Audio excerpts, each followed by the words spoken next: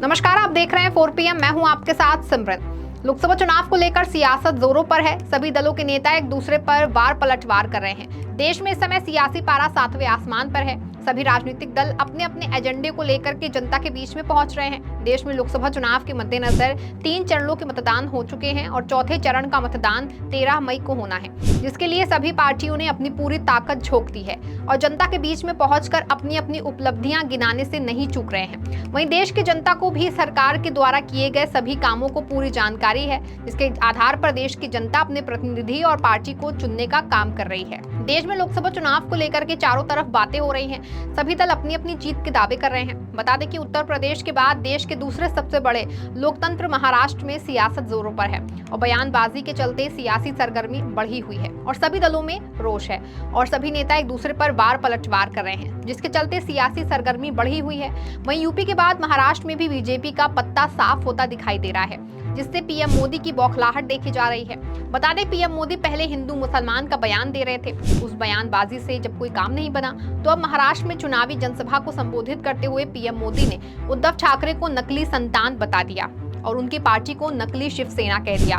इसके बाद से सियासी पारा हाई हो गया और उद्धव ठाकरे ने पीएम मोदी को लेकर के जमकर निशाना साधा और कहा कि बाला साहेब का अपमान महाराष्ट्र की जनता नहीं बर्दाश्त करेगी और उसका जवाब देगी। महाराष्ट्र में चौथे चरण के लिए 13 मई को 11 लोकसभा सीटों पर मतदान कराया जाएगा। वहीं चुनाव से 48 घंटे पहले नंदुरबार, जलगांव, रावेर, जालना, औरंगाबाद, बीड, मावल, पुणे, शिथुर, अहमदानगर और शिरडी में प्रचार का शोर थम चुका है। वहीं चौथे चरण में कहीं कांग्रेस और शिवसेना तो कहीं कांग्रेस और बीजेपी के बीच मुकाबला होगा, तो वहीं कुछ सीट पर शिवसेना के दोनों गुटों के प्रत्याशी आमने सामने होंगे। वहीं इस चरण में पूर्व केंद्रीय मंत्री गोपीनाथ मुंडे की बेटी पंकजा मुंडे की साख भी दांव पर लगी हुई है। बता दें, पंकजा मुंडे महाराष्ट्र के बीड सीट से उम्मीदवार है और वहां पर मराठा आरक्षण का मुद्दा जोर शोर से चल रहा है। मराठा आरक्षण को मुखर करने वाले मनोज जारंगी पाटिल भी वहीं के रहने वाले हैं, जिससे बीड लोकसभा सीट बहुत हॉट बनी हुई है। महाराष्ट्र में मराठा आरक्षण भी बीजेपी के लिए गले की फांस बनी हुई है। वहीं मराठा आरक्षण वाले मुद्दे से इस बार महाराष्ट्र की बीड सीट बीजेपी के लिए फंसती नजर आ रही है और पंकजा मुंडे की प्रतिष्ठा भी दांव पर लगी हुई है।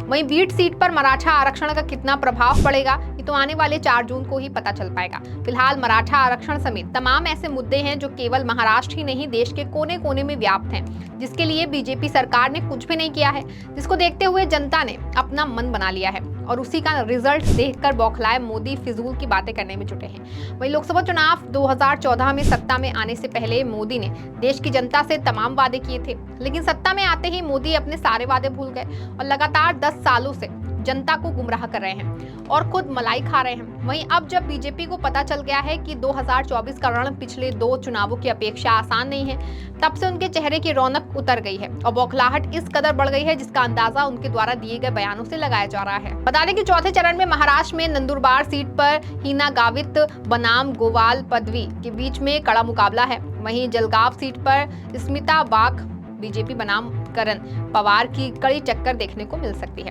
रावेर सीट पर रक्षा खड़से बनाम श्रीराम पाटिल, जालना सीट पर राव साहिब दानवे बनाम कल्याण काले और औरंगाबाद सीट पर संदीप राव भ्रुमे बनाम चंद्रकांत खैरे, बीड सीट पर पंकजा मुंडे बनाम बजरंग मनोहर सोनावड़े, मावल सीट पर श्रीरंग बरने बनाम संयोज वाघरे पाटिल, पुणे सीट पर मुरलीधर मोहोल बनाम रविंद्र हेमराज, शिथुर सीट पर शिवाजी राव अधाला राव पाटिल बनाम अमोल कोल्हे, अहमदनगर सीट पर सुजाय विखे पाटिल बनाम नीलेश लंके, वहीं शिरडी सीट पर सदाशिव लोखंडे बनाम भाऊ साहेब राजाराम की कड़ी टक्कर देखने को मिल सकती है और महाराष्ट्र की इन 11 सीटों पर बीजेपी को कड़ी टक्कर मिल रही है।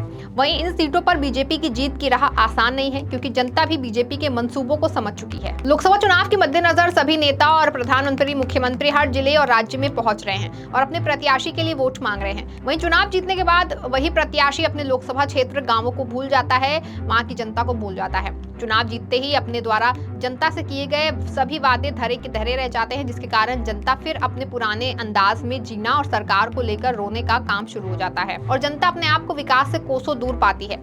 इन सब परिस्थितियों की वजह से जनता ने इस लोकसभा चुनाव में बदलाव का मन बना लिया है और इस बार बदलाव होकर ही रहेगा। बीजेपी सरकार से जनता बहुत परेशान हो चुकी है और देश की जनता महंगाई, बेरोजगारी से बहुत ज्यादा परेशान है।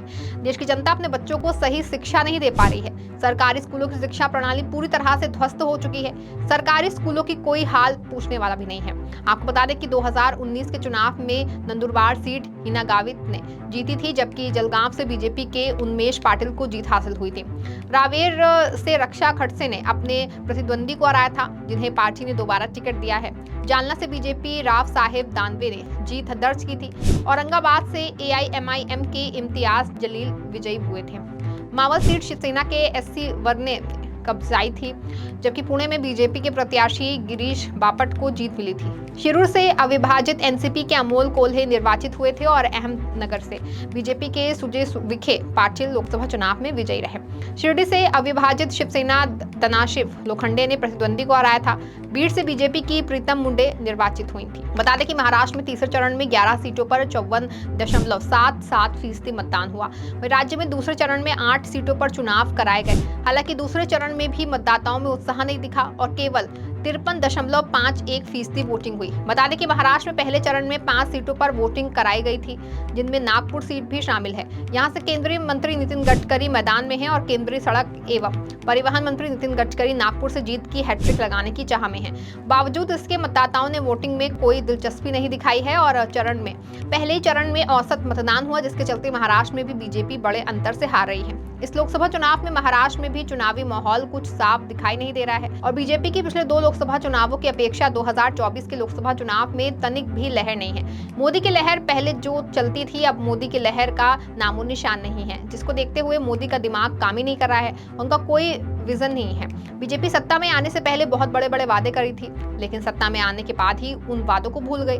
ठीक उसी तरह से जनता भी मोदी को बिल्कुल नकार रख चुकी है और इस लोकसभा चुनाव में बड़ी हार की तरफ बढ़ रही है। वहीं मोदी की गारंटी जनता पर कितनी भारी पड़ती है, ये तो आने वाले 4 जून को ही तय हो पाएगा। इस खबर में फिलहाल बस इतना ही। ऐसी तमाम राजनीतिक खबरों के लिए बने रहें और देखते रहें 4PM। धन्यवाद।